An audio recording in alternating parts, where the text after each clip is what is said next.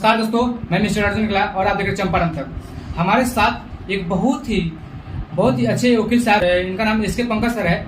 जो सबसे पहले हम आपको एक वीडियो में देखे हुए हैं कि एक पत्रकार साहब आपको बता रहे हैं गरीबों का मसीहा। ऐसा क्या है कि गरीबों का मसीहा आपको बोलता है? वो लोग बोल देता है, लोग फैन लोग है, लोग पता नहीं क्यों बोलता है, लोग मुझे समझ में नहीं आता है। लेकिन गरीबों का मैं मसीहा नहीं हूँ। ये जरूर है कि गरीब मेरे मसीहा है। सर, आप क्लाइंट का जो है कि कहीं ना कहीं पूर्ण रूप से निष्पक्ष उसका जो होता है ना जांच पड़ताल सही करते होंगे? नहीं, वकील निष्पक्ष नहीं होता है, पत्रकार निष्पक्ष होता है, वकील पक्ष का होता है। मेरे क्लाइंट का पक्ष होता है।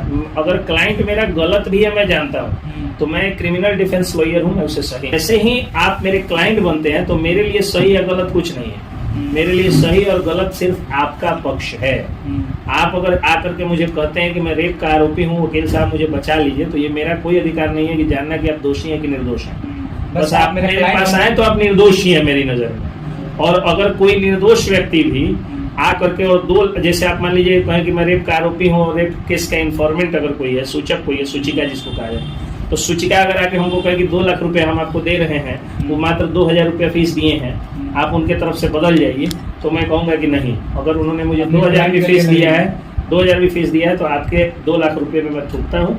मेरा जो क्लाइंट सबसे पहली बार मुझे वकालतनामा साइन करके दिया, पावर दिया, वही मेरे लिए सब कुछ। सर, हम ये पूछना चाहेंगे कि अगर कोई आम आदमी का बाइक चोरी होता है तो अगर थाना के पास वो डायरेक्ट जाना चाहिए कि 112 नंबर पर कॉल करना चाहिए?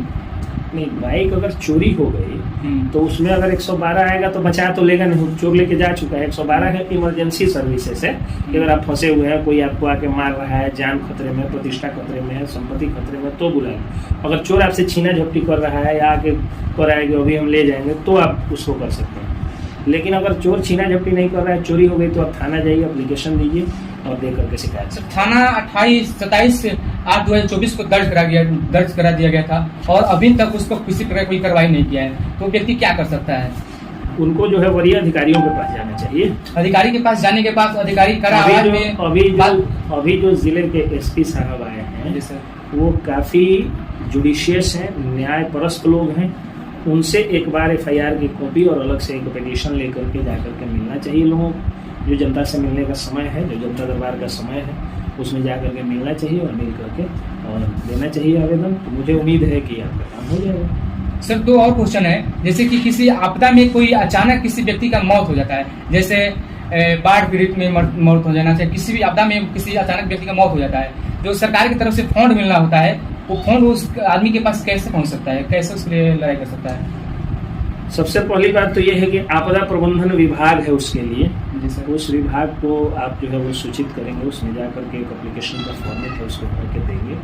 हालांकि ये जिम्मेदारी जो है वो वहाँ के जनप्रतिनिधि को है। अपने जनप्रतिनिधि को पकड़िए और कहिए कि हमने आपको वोट दिया है, आप हमको ये काम दिलाइए। दौड़ कूद करके ये काम जनप्रतिनिधि करेंगे, उनकी नैतिक जिम्मेदारी है। अगर नहीं जा रहे हैं किसी कारणवश, तो आप स्वयं जाइए उस विभाग में और जाकर जिला कल्याण विभाग, जिला आपदा प्रबंधन विभाग में जाइए। दोनों विभाग से कांटेक्ट करके इस राशि को प्राप्त करने की प्रक्रिया को पूरा कर लीजिए। बिना कारणवश ही केस कर दिया जाता है, वो आदमी कैसे मतलब अपने आप को केस को लड़ सकता है, क्या कर सकता है? सर, परेशान बहुत ज्यादा हो जाता है उस व्यक्ति को। या तो आप खुद पढ़े लिखे हैं तो एक एप्लीकेशन बनाइए और जो सुपरवाइजिंग अथॉरिटी है उनको दीजिए। अगर आप उतना नहीं पढ़े लिखे या नहीं समझे तो कोई वकील हायर करिए, उनको वकील साहब को फीस दीजिए और फीस देकर अपना काम कराइए। क्या जैसे अचानक मतलब 2 व्यक्ति में विवाद हो रहा है, हम वहाँ पर खड़ा है तो मेरा भी नाम दे देता है सुपर, इसका मतलब आप निर्दोष हैं। निर्दोष है तो वकील साहब को पकड़ देंगे। वकील साहब को पकड़िए, कहिए हम निर्दोष हैं, हमको न्याय दिलाइए, वो न्याय दिलाएंगे। या तो आप वकील साहब को पकड़िए, तो खुद ही न्याय की किताबों को पढ़िए, कानून की किताबों को पढ़िए, खुद ही लड़ लीजिए। वैसे तो हो ही नहीं सकता है सर। तो आप फीस दे दीजिए, वकील साहब आपका लड़ लेंगे केस। सर, हम ये जानना चाहते हैं ना, निर्दोष व्यक्ति के पास अगर कोई केस कर देता है तो भागने लगता है, घर परिवार छोड़ के भाग जाता है, प्रदेश भाग जाता है, उस परिस्थिति में क्या करना चाहिए? उसको भागना चाहिए कि उसको लड़ना चाहिए? आप अपने वकील साहब से राय लीजिए कि वो क्या कह रहे हैं। जैसे एंटीसिपेटरी बेल आप फाइल किए हैं, आपको विश्वास है कि एंटीसिपेटरी बेल मिल जाएगा, तो उतना दिन तक तो आपको पुलिस से दूर रहना ही होगा। अब अगर मान लीजिए कि आप एंटीसिपेटरी बेल फाइल किए और तुरंत क्या हुआ कि आपको पुलिस उठा के जेल भेजी, तो फिर जो आपका समय आया उसकी कौन भरपाई करेगा? उसकी तो भरपाई होगी नहीं। तो इसलिए उस दौरान आपको थोड़ा सा अंडरग्राउंड रहना पड़ता है। यही बात। और भी सर अपने तरफ से हमारे दर्शकों को कुछ बताना चाहते हैं, कुछ बता सकते हैं? कानून को साथ में रख के चलिए, कानून को हाथ में लेकर के नहीं चलिए। और एक बात का ध्यान रखिए, अगर आप गरीब हैं, कमजोर हैं, मध्यम वर्गीय हैं, तो अमीर धन पशुओं से डरने की जरूरत नहीं है। भारत के संविधान में, आईपीसी में, सीआरपीसी में ऐसी व्यवस्था की गई थी। और भारतीय न्याय संहिता हुआ, भारतीय नागरिक सुरक्षा संहिता हुआ, इन सबों में ऐसी व्यवस्था कर दी गई है कि कोई अमीर से अमीर आदमी, कोई बड़ा से बड़ा आदमी आपको नहीं दबा सकता है। आप लड़ना सीखिए, लड़ाई लाठी डंडे बंदूक गोली से नहीं, बल्कि कलम से और कानून न्यायालय के माध्यम से लड़िए। तो बहुत सारे मुद्दा पर सर से बातचीत हुआ, बहुत ही अच्छे से विस्तार रूप से हमारे दोस्तों को बताने की कोशिश किए कि अगर आपके ऊपर किसी भी प्रकार का कठिनाई होता है, चाहे किसी भी प्रकार का कोई अज्ञात व्यक्ति, चाहे कोई भी आपके ऊपर FIR करता है, तो उसे कैसे लड़ना है, कैसे मतलब उसका संघर्ष करना है, सर ने बहुत ही अच्छे से विस्तार रूप से बताया। फिर मिलेंगे किसी ने, जय हिंद, जय बिहार।